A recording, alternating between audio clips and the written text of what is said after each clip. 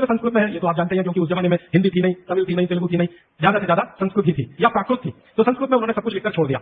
वही सूत्र मैं पिछले कई वर्षों से पढ़ता रहा, 4-5 वर्षों से तो बहुत ज्यादा पढ़ रहा हूँ, जब से मुझे मन में ये बात आई पढ़ता रहा। और हमारा जो अभियान है, जो पूरे देश में हम चलाते हैं स्वदेशी के लिए, उससे ये बहुत गहराई से जुड़ा है।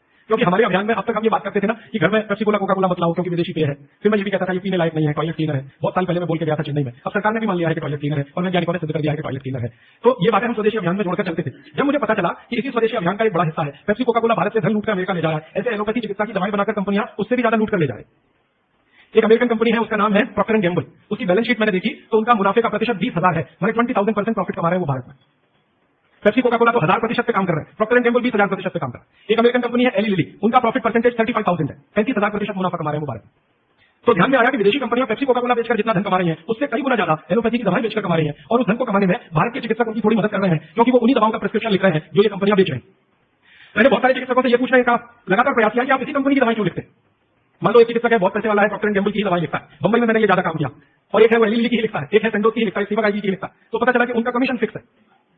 ये खराब शब्द बोलने के लिए आप मुझे माफ करेंगे, डॉक्टरों का कंपनियों से कमीशन फिक्स है। मैंने कमीशन जो कंपनी ज्यादा देगी वो उसका प्रिस्क्रिप्शन लिखेंगे। इसका मतलब ये है कि उनको आपकी चिकित्सा से कोई लेना देना नहीं है, उनको अपने कमीशन की चिंता है। और वो कमीशन खाकर ऐसी दवाएं भी लिखेंगे आपको जो जरूरत नहीं है, यह जरूरी है। अक्सर आपने देखा है कि एक साथ कोई डॉक्टर का प्रिस्क्रिप्शन है, 18-20 गोलियां लिखी हुई है, 4 सुबह 4 दोपहर 4 शाम 4 रात, गोलियां ऐसे खिलाते हैं जैसे सब्जियां खाए हम। और वो तो कहते हैं कि सब्जी वब्जी खाओ ही मत, गोलियां ही खाते हो। हाँ, विटामिन बी के लिए भी गोली खा लो, विटामिन सी के लिए भी गोली खा लो, विटामिन ए के लिए भी गोली खा लो, और गोली से भी ज्यादा इंजेक्शन लगवा लो, और अब तो उन्होंने पता नहीं क्या क्या सब बना दिया। मैंने जो प्रकृति हमें दे रही है उसके चक्कर में न फंस के ये गोलियों के चक्कर में फंसो ताकि कंपनी का माल बिके, ताकि उनका भी कमीशन बढ़े। ये पूरे देश में चल रहा है, कहीं ज्यादा कहीं कम। मैं आपको विनम्रतापूर्वक ये कहने आया, किसी चिकित्सक को भगवान मानकर आप उसके पास जाते हैं, पैसे भी देते हैं, फीस भी देते हैं, लेकिन वो दवा आपको देता है कमीशन के आधार पर कि ज्यादा कमीशन है तो ये दवा लिखनी है, नहीं तो नहीं लिखनी। और भारत की सरकार बिल्कुल भी फेल हो चुकी है इस कमीशन खोरी को रोकने में। और मेडिकल काउंसिल ऑफ इंडिया के पास ऐसा कोई कार्यक्रम नहीं है कि डॉक्टरों की कमीशन खोरी पर वो कंट्रोल कर सके। जो शपथ लेकर डॉक्टर निकल रहे हैं उसके ठीक उल्टे काम वो अपने जीवन में कर रहे हैं। एक शपथ उनको दिलाई जाती है, वो शपथ लेकर निकलते हैं, उसमें बड़ी बड़ी बातें हैं, लेकिन जीवन ठीक उसका उल्टा है। तो ये सब बातों को ध्यान में रखकर मुझे ऐसा लगा कि भागवत जी की बात जो वो कहते हैं कि 85% जो जीवन की चिकित्सा है वो हर व्यक्ति स्वयं कर सकता है, 15% के हिस्से में विशेषज्ञ की जरूरत है। तो मुझे लगा कि जो 85% है वो तो जानो, और वो जानने के लिए 5-6 साल जो काम किया मैंने, उसमें से कुछ सूत्र मैंने निकाले। भागवत जी के 7,000 सूत्र हैं, सभी सूत्रों पर बात करूं तो कम से कम तो महीना सवा महीना लगता है, वो भी रोज 3 घंटे बात करूं तो मैंने कहा और सोचा कि इतना समय किसी के पास भी नहीं है और शायद मेरे पास भी नहीं है, तो इनमें से कुछ सूत्र हैं जो बहुत जरूरी लगते हैं वो निकालो। तो भारत में जैसे मैंने हार्डिकर जी का नाम लिया, उनकी मैंने मदद ली इसमें, और हार्डिकर जी के बराबर के कई ऐसे वैद्य हैं उनकी मदद मैंने ली, और मैंने कहा कि आप मुझे बताओ ये सूत्र ये सूत्र ये सूत्र ये सूत्र बहुत ही जरूरी है, बिना इसके आदमी का जीवन ही नहीं चलेगा, ये पहले मुझे बता दो। तो उन्होंने बताना शुरू किया, तो वो 60,000 से घट के 3,000 तक आए। फिर मैंने कहा ये 3,000 में मुझे बताओ, तो 3,000 से 1,000 पर आए, फिर 500 पर आए, फिर 500 से 50 पर आ गए। और वो 50 के बाद भी उन्होंने कहा अगर तुम ये 50 भी नहीं बता सकते तो ये 15 को जरूर बता दो। तो मैं तो आपको 50 तो कम से कम बताने वाला हूं, क्योंकि अगले 5-6 दिन मेरे पास समय है, लेकिन उन 50 में जो 15 हैं वो सबसे महत्वपूर्ण है। भागवत जी खुद मानते हैं और उनके नीचे के जितने भी विशेषज्ञ हुए हैं पिछले हजारों सालों में वो भी मानते हैं कि ये सबसे महत्वपूर्ण सूत्र है। उसमें से पहला सूत्र मैं बात शुरू करता हूं। आपके पास अगर कागज पेन हो तो जरूर निकाल लीजिए, नोटबुक है तो बहुत अच्छा होगा, डायरी है तो बहुत अच्छा होगा, क्योंकि पता नहीं दोबारा कब कौन व्यक्ति इस विषय पर आपसे बात करने आएगा। और अगर नहीं है कागज पेन कॉपी तो भी चिंता मत करिए, क्योंकि मैंने पिछले कुछ वर्षों में काम करते करते ये सूत्रों को किताब में भी लिख डाला है। मैंने किताब बना दी है भागवत संहिता जो है, मैंने भागवत जी की अष्टांग हृदय और अष्टांग संग्रह, इनके सूत्रों को कलेक्ट करके सेलेक्ट करके 3 भाग में एक पुस्तक बनाई है, पार्ट 1 पार्ट 2 पार्ट 3, अष्टांग हृदय भाग 1 भाग 2 भाग 3। मूल लेखक भागवत जी हैं, मैंने सिर्फ सिलेक्शन किया और सिलेक्शन के साथ आज के हिसाब से उसको थोड़ा विश्लेषित किया। जैसे मैं एक उदाहरण दूं तो आपको मेरी बात समझ में। भागवत जी ने एक सूत्र लिखा, मैं संस्कृत में बात नहीं करूंगा क्योंकि समय बढ़ जाएगा। एक सूत्र उन्होंने लिखा कि भोजन को बनाते समय, इसको माताएं बहनें सब बहुत ध्यान से सुने, पुरुष भी सुने तो अच्छा, भोजन को बनाते समय पवन का स्पर्श और सूर्य का प्रकाश अगर नहीं मिला, किसको? भोजन को। जिस भोजन को आप बना रहे हैं या पका रहे हैं उसको पकाते समय पवन का स्पर्श और सूर्य का प्रकाश नहीं मिला, वो भोजन कभी नहीं करना। क्यों? तो आगे लिखते हैं ये भोजन नहीं विष है। और फिर आगे लिखते हैं कि दुनिया में 2 तरह के विष हैं, एक ऐसे विष होते हैं जो तत्काल असर करते हैं और एक ऐसे विष होते हैं जो धीरे धीरे असर करते हैं। तत्काल असर वाले विष आप जानते हैं, जीभ पर 1 ड्रॉप डालो मर जाओ, ऐसे बहुत विष हैं। और धीरे धीरे असर करने वाले विष मैंने 2 साल में 5 साल में 10 साल में 15 साल में 20 साल में असर करेंगे और आपको मरने की स्थिति में पहुंचा देंगे। तो सूत्र उनका इतना है कि जिस भोजन को बनाते समय पवन का स्पर्श और सूर्य का प्रकाश ना मिले वो भोजन को कदापि ना करें, क्योंकि वो विष है। अब ये तो सूत्र है, पहले संस्कृत है, मैंने वो हटा दिया, संस्कृत नहीं कहा, सीधे हिंदी में कहा। अब इस हिंदी का विश्लेषण करें, हम कहना क्या चाहते हैं और आज के हिसाब से विश्लेषण करें, सन 2007 के हिसाब से विश्लेषण करें। अब तक मैंने जो बोला वो भागवत जी का हिस्सा था, अब जो मैं बोल रहा हूं वो मेरा हिस्सा। भागवत जी कह रहे हैं कि प्रेशर कुकर का भोजन ना करें, क्योंकि प्रेशर कुकर एक ऐसी तकनीक है जिसमें भोजन बनाते समय ना तो सूर्य का प्रकाश जा सकता है ना पवन का स्पर्श उसको मिलेगा। प्रेशर कुकर से जो भी है वो हवा बाहर तो आ सकती है, बाहर की हवा अंदर जाने की उसमें कोई डिवाइस नहीं है, कोई रास्ता नहीं। सूर्य का प्रकाश उसमें अंदर जाए ऐसी कोई टेक्नोलॉजी उसमें डेवलप नहीं हुई है। तो भागवत जी ने 3,500 साल पहले कहा, शायद उनको ये अंतर चेतना में आ गया होगा कि ये कभी ना कभी आदमी प्रेशर कुकर बना ही लेगा। ये मैंने मजाक में कहा, लेकिन आज के हिसाब से आपको समझ में आया इसके। तो वो ये कहते हैं कि प्रेशर कुकर का भोजन ना करें। माने हमारे घर में एक प्रेशर कुकर है जिस पर भागवत जी का सिद्धांत लागू नहीं होता। माने सिद्धांत ऐसे लागू नहीं होता कि हम उसका खाना खाएं ना खाएं, वो विष है। फिर मैंने वैज्ञानिकों से बात की कि ये प्रेशर कुकर का भोजन विष है, ऐसा भागवत जी कहते हैं, आपका क्या कहना है? तो हमारे देश में CDRI नाम की एक बड़ी लेबोरेटरी है, सेंट्रल ड्रग रिसर्च इंस्टीट्यूट, वहां के 2 साइंटिस्टों ने कहा कि यार काम तो हमने करके देखा, बात सही है भागवत जी। मैं कहता हूं ये टीवी पे बोलो तो ये प्रेशर कुकर कंपनियां गर्दन काट देंगी हमें। टीवी पे नहीं बोल सकते, तुम चाहो तो बोलो। मैंने कहा आपकी रिसर्च क्या कहती है? वो ये कहते हैं कि ये जो प्रेशर कुकर है ज्यादा से ज्यादा या 99% एल्यूमिनियम के बने हुए हैं। एल्यूमिनियम आप जानते हैं। और वो ये कहते हैं कि भोजन रखने और बनाने का सबसे खराब मेटल अगर कोई है तो एल्यूमिनियम ही है। सबसे खराब मेटल जिसमें भोजन को आप रखें और भोजन को पकाएं वो एल्यूमिनियम ही है। और दोनों वैज्ञानिक, वो कहते हैं नाम नहीं लेना हमारा इसलिए नहीं लेना, वो ये कहते हैं कि हमारा 18 साल का रिसर्च ये कहता है कि अगर इस एल्यूमिनियम के प्रेशर कुकर का खाना बार बार आप खाते जाओ तो गारंटी है कि आपको डायबिटीज तो हो ही जाएगा, अल्सराइटिस तो हो ही जाएगा, ब्रोंकाइटिस भी होने की पूरी संभावना है और सबसे ज्यादा टीबी होने की संभावना है, अस्थमा, टीबी, ये सब होने की संभावना। मैं पूछा आपने अब तक कितनी बीमारियों को डिटेक्ट किया? तो उन्होंने कहा 48 बीमारियों को हम डिटेक्ट कर चुके हैं जो प्रेशर कुकर के खाने से ही होती है। और ये दोनों रिसर्चर सबसे ज्यादा इन्होंने रिसर्च किया जेलों में। जेल है ना हमारी, वहां सभी कैदियों को एल्यूमिनियम के बर्तन में ही खाना मिलता है, आप जानते हैं। तो ये दोनों वैज्ञानिक लखनऊ के हैं, लखनऊ की जेल में, लखनऊ के आसपास की जेलों में इन्होंने बहुत काम किया। वो जेलों में जाते हैं और जो कैदी एल्यूमिनियम के बर्तनों में खाना खाते हैं उनके ऊपर उन्होंने बहुत काम किया और उन्होंने कहा सबका जीवन कम होता है और जीवन की शक्ति कम होती है, प्रतिकारक शक्ति कम होती है और रोग बहुत जल्दी उनको आते हैं। बाद में मैंने एक छोटा सा काम इसमें ऐड किया। वो वैज्ञानिकों से रिपोर्ट लेने के बाद मैंने ये तय किया कि पता करो कि एल्यूमिनियम कब से आया, क्योंकि ये ज्यादा पुरानी चीज नहीं है। तो पता चला 100-125 साल पहले आया। 100-125 साल पहले अंग्रेजों की सरकार थी। अंग्रेजों की सरकार के वैज्ञानिकों ने एल्यूमिनियम को हिंदुस्तान में इंट्रोड्यूस कराया। और आपको सुनकर हैरानी होगी कि अंग्रेजों की सरकार का जो पहला नोटिफिकेशन आया एल्यूमिनियम के बर्तन बनाने का वो जेल के कैदियों के लिए ही आया। और उनका यह तय हुआ था कि जेल के कैदियों को एल्यूमिनियम के बर्तनों में ही भोजन दिया जाए, क्योंकि ये सब भारत के क्रांतिकारी हैं और अंग्रेजों को इन्हें मारना है। उस जमाने में आप जानते हैं जेल में कोई भी होता था तो वो क्रांतिकारी होता था। भगत सिंह हो या उधम सिंह चंद्रशेखर हो या अशफाकुल्लाह, राजेंद्र नाथ लाहिड़ी हो या ठाकुर रोशन सिंह, ये सब तो क्रांतिकारी थे जो जेलों में जाया करते थे अंग्रेजों के जमाने। इनको जानबूझकर एल्यूमिनियम के बर्तन में ही खाना देना है ताकि ये जल्दी मरे या मरने की स्थिति में आ जाए। तो समझबूझकर अंग्रेजों की सरकार ने एल्यूमिनियम के बर्तन इस देश में इंट्रोड्यूस किए। और परिणाम क्या हुआ? अंग्रेज तो चले गए, लेकिन जेलों में आज भी ये नियम चल रहा है कि भोजन एल्यूमिनियम के बर्तनों में ही दिया जाएगा। अंग्रेज चले गए फिर भी ये काम चल रहा है। और अब मुश्किल ये हो गई है कि वो जेलों से हमारे घर में आ गया और हमारे घरों से ज्यादा गरीबों के घर में आ गया। ज्यादा गरीब लोगों के भोजन तो सारे एल्यूमिनियम के बर्तनों में ही बन रहे हैं और वो बेचारे बिना जाने बुझे ट्यूबरकुलोसिस और अस्थमा जैसी बीमारियों के शिकार हो रहे हैं। तो भागवत जी का सूत्र तो बहुत सरल है, सिंपल है कि जो भोजन को बनाते समय सूर्य का प्रकाश या पवन का स्पर्श ना मिले वो भोजन कभी नहीं करना। मैंने उदाहरण के लिए आपको समझा दिया कि प्रेशर कुकर का भोजन नहीं करना क्योंकि ये जहर है। एक और चीज है अपने घर में, रेफ्रिजरेटर। रेफ्रिजरेटर भी एक ऐसी वस्तु है, एक ऐसी डिवाइस है, एक ऐसी टेक्नोलॉजी है जिसमें सूर्य का प्रकाश नहीं जा सकता, पवन का स्पर्श भी नहीं हो सकता। और एक तीसरी चीज है अपने घर में, माइक्रोवेव ओवन। इसमें भी सूर्य का प्रकाश नहीं जा सकता, पवन का स्पर्श नहीं हो सकता। मतलब सीधा सा ये है कि आधुनिक तकनीकी से बनी हुई चीजें जो हमारे घरों में आई है पिछले 15-20 वर्षों में, भागवत जी के अनुसार इनमें रखा हुआ पकाया हुआ भोजन विष है, तो ना करें। नहीं तो क्या होगा? आप कहेंगे जी हम तो करेंगे, हम तो छोड़ नहीं सकते प्रेशर कुकर को, हम तो छोड़ नहीं सकते रेफ्रिजरेटर को, हम तो छोड़ नहीं सकते माइक्रोवेव ओवन को, क्योंकि इसमें भोजन से समय बचता है। मेरा बहुत सारी माताओं और बहनों से तर्क हुआ है, वो ये कहते कुकर में खाना बनाने से समय बचता है। तो मैं उनसे पूछता हूं ठीक है समय बचता है, तो बचे हुए समय का क्या करती हैं? तो ज्यादातर माताओं बहनों का उत्तर है सास भी कभी बहू देखते हैं। इधर प्रेशर कुकर में खाना बना के समय बचा, फिर हमने टीवी के सामने वो समय इन्वेस्ट कर दिया, तो नेट रिजल्ट क्या? और फिर मैं जब उनको समझाता हूं कि ये जो आपने आधा घंटा या 1 घंटा समय बचाया भोजन पकाने में, ये आपका घंटों घंटों हॉस्पिटल में खराब कराएगा। तब 2 घंटे रोज के हिसाब से मान लो बचा लिया और साल भर में आपने 700-800 घंटे बचा लिए, कल्पना करो। फिर एक दिन हॉस्पिटल में भर्ती हो गए और 2-4 महीने वहां निकल गया, नेट रिजल्ट क्या? वही शून्य का शून्य। तो ये एक सूत्र है जिस पर मैं आपसे बात कर रहा हूं कि भोजन को बनाते समय, पकाते समय कोई ऐसी वस्तु जहां सूर्य का प्रकाश ना जाता हो, पवन का स्पर्श ना होता हो, वो ना करें। अब इसमें विश्लेषण की जरूरत है।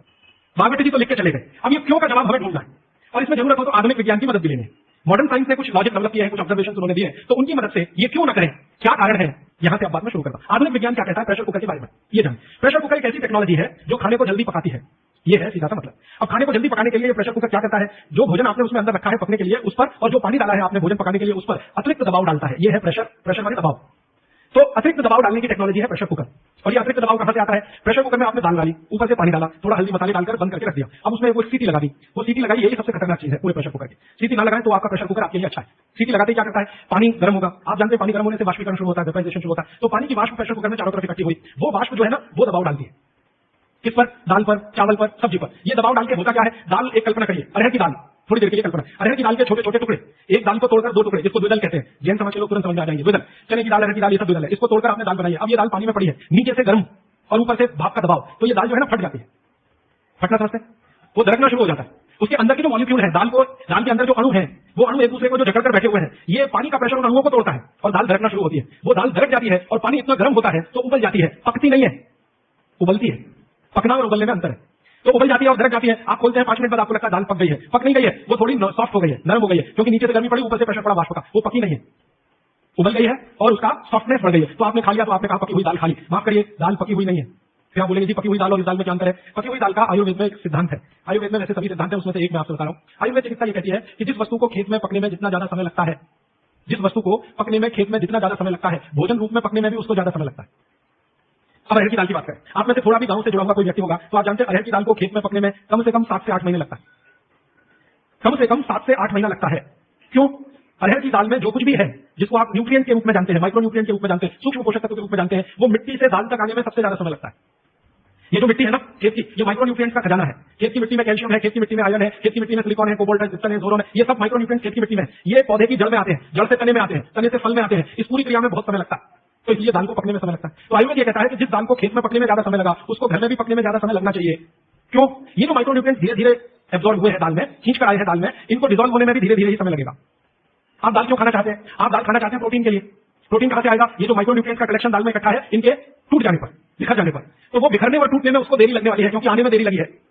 ये प्रकृति का सिद्धांत है, आयुर्वेद का नहीं कहना चाहिए, प्रकृति का सिद्धांत है। बच्चे को पेट के अंदर गर्भाशय में विकसित होने में समय लगता है, दुनिया में हर चीज को विकसित होने में समय लगता है, जल्दी कुछ नहीं होता। इसलिए दाल भी जल्दी नहीं पकती, बच्चा भी जल्दी नहीं होता। सभी चीजों में ये है, प्रकृति का नियम है। और प्रकृति का दूसरा नियम है कि जिन चीजों को पकने में, बड़ा होने में ज्यादा समय लगा है, उनको डिसॉल्व होने में भी ज्यादा समय लगेगा। और दाल जब डिसॉल्व होगी तब उसके प्रोटीन आपको मिलेंगे भोजन में। इसलिए आप दाल खा रहे हैं ताकि आपको प्रोटीन की कमी पूरी हो, कुछ विटामिन आपको चाहिए, कुछ प्रोटीन आपको चाहिए, कुछ और दूसरे अंश आपको चाहिए। तो आयुर्वेद का नियम बिल्कुल सीधा है कि दाल ज्यादा देर में पकी है तो घर में भी ज्यादा देर में पके। अब मेरे समझ में आया कि हमारे पुराने लोग जो बुजुर्ग थे वो कितने बड़े वैज्ञानिक थे। मैं एक बार जगन्नाथपुरी गया था, आप भी गए होंगे, तो वहां भगवान का प्रसाद बनाते हैं तो प्रेशर कुकर में नहीं बनाते, आप जानते हैं। हालांकि वो चाहे तो प्रेशर कुकर रख सकते हैं, क्योंकि जगन्नाथपुरी के मंदिर के पास करोड़ों रुपए की संपत्ति है। तो मैंने मंदिर के महंत को पूछा कि ये भगवान का प्रसाद बने, वहां दाल और चावल मिलता है प्रसाद के रूप में, वो मिट्टी की हांडी में क्यों बनाते हैं?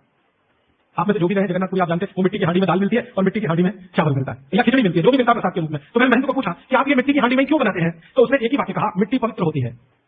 तो ठीक है, पवित्र होती है, ये हम सब जानते हैं। लेकिन वो जो नहीं कह पाया महंत, वो आपको मैं कहना चाहता हूं कि मिट्टी न सिर्फ पवित्र होती है, बल्कि मिट्टी सबसे ज्यादा वैज्ञानिक होती है। क्योंकि हमारा शरीर मिट्टी से बना है, मिट्टी में जो कुछ है वो शरीर में है, और शरीर में जो है वो मिट्टी में है। हम जब मरते हैं ना और शरीर को जला देते हैं तो 20 ग्राम मिट्टी में बदल जाता है पूरा शरीर। 70 किलो का शरीर, 80 किलो का शरीर मात्र 20 ग्राम मिट्टी में बदल जाता है, जिसको राख कहते हैं।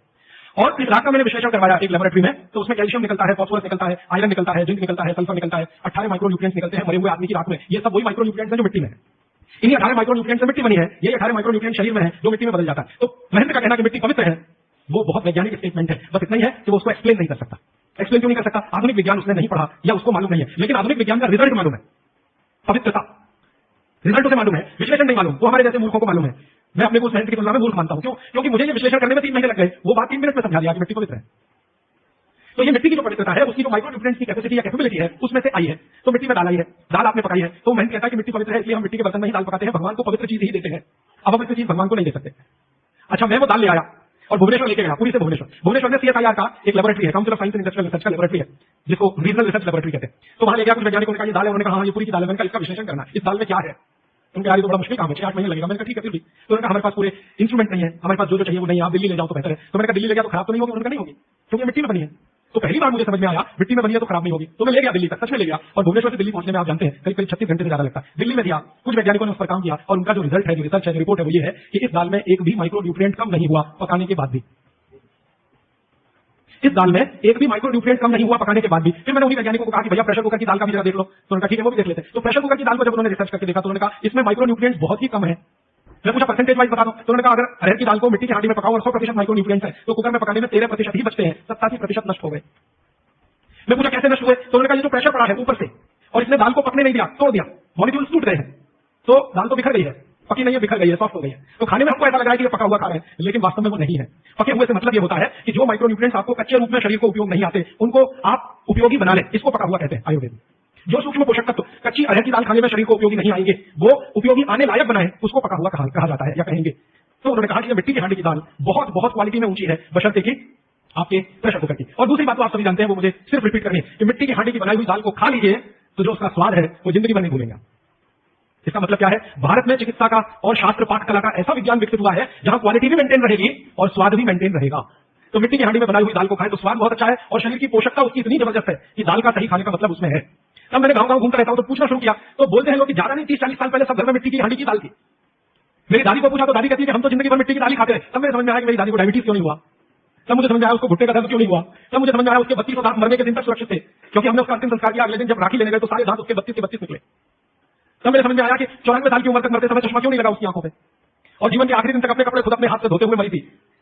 ये कारण है कि शरीर को आवश्यक माइक्रो न्यूट्रिएंट्स की पूर्ति अगर नियमित रूप से होती रहे तो आपका शरीर ज्यादा दिनों तक बिना किसी दूसरे की मदद के काम करता है। तो माइक्रो न्यूट्रिएंट्स पूरा सप्लाई मिला दाल में, जो खाई थी उसने मिट्टी की हांडी में पका के। और न सिर्फ दाल पकाती थी वो मिट्टी की हांडी में, बल्कि दूध भी मिट्टी की हांडी में पकाती थी, ये भी मिट्टी की हांडी से निकालती थी, दही का मट्ठा भी मिट्टी की हांडी में बनता। अब मेरे समझ में आया कि हजारों साल से मिट्टी के बर्तन क्यों इस देश में आए, हम भी एल्यूमिनियम बना सकते थे। देखिए बात मैं आपसे कहने जा रहा हूं वो ये कि हिंदुस्तान भी 2000 साल पहले 5000 साल पहले एल्यूमिनियम बना सकता था, क्योंकि एल्यूमिनियम का रॉ मटेरियल इस देश में भरपूर मात्रा में, बॉक्साइट। हिंदुस्तान में बॉक्साइट के खजाने भरे पड़े हैं। कर्नाटक बहुत बड़ा भंडार, तमिलनाडु